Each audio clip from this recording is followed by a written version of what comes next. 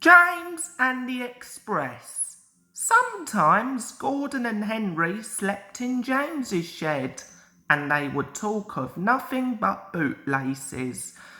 James would talk about engines who got shut up in tunnels and stuck on hills, but they wouldn't listen and went on talking and laughing. "You talk too much, little James," Gordon would say. "A fine, strong engine like me has something to talk about. I'm the only engine who can pull the express. When I'm not there, they need two engines. Think of that. I've pulled expresses for years and have never once lost my way. I seem to know the right line by instinct," said Gordon proudly. "Every wise engine knows, of course, that the signalman works the points to make engines run on the right line."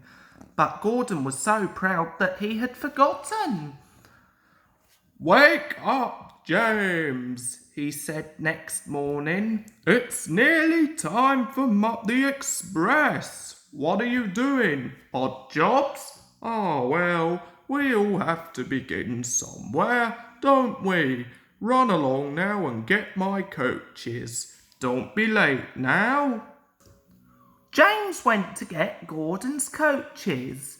They were now all shining with lovely new paint. He was careful not to bump them, and they followed him smoothly into the station singing happily, "We're going away, we're going away."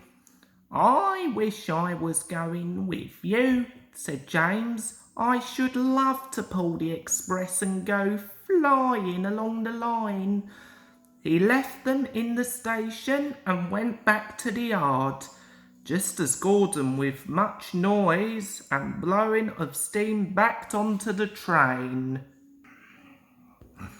Sir Topham Hatt was on the train with other important people, and as soon as they heard the guard's whistle, Gordon started. "Look at me now, look at me now," he puffed, and the coaches glided after him out of the station. "Poop, poop, poop, poop, poop. Goodbye, little James. See you tomorrow." James watched the train disappear round a curve and then went back to work. He pushed some trucks into their proper sidings and went to fetch the coaches for another train. He brought the coaches to the platform and was just being uncoupled when he heard a mournful, quiet shh, shh, shh, shh. And there was Gordon trying to sidle into the station without being noticed. "Hello, Gordon. Is it tomorrow?" asked James. Gordon didn't answer. He just let off steam feebly. "Did you lose your way, Gordon?" "No, it was lost for me," he answered crossly. "I was switched off the main line onto the loop. I had to go all round and back again." "Perhaps it was instinct," said James brightly. Meanwhile, all the passengers hurried to the booking office.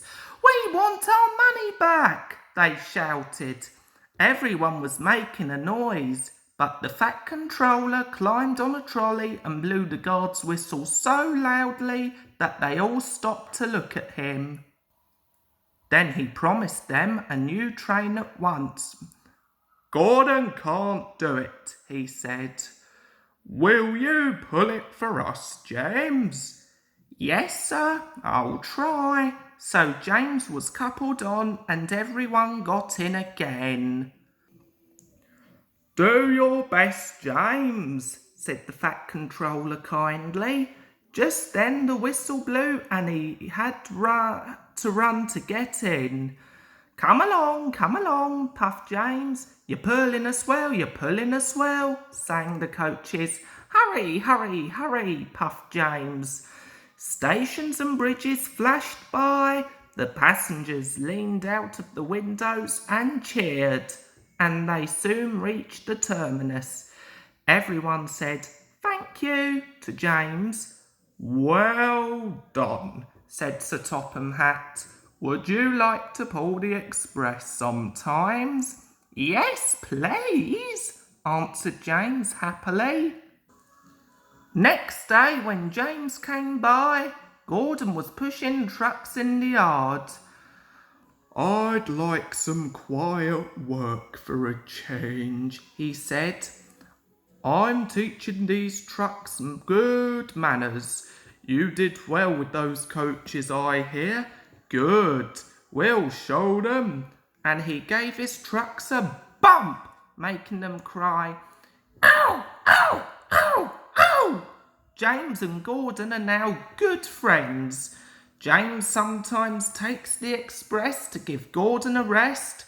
Gordon never talks about bootlaces, and they are both quite agreed on the subject of trucks.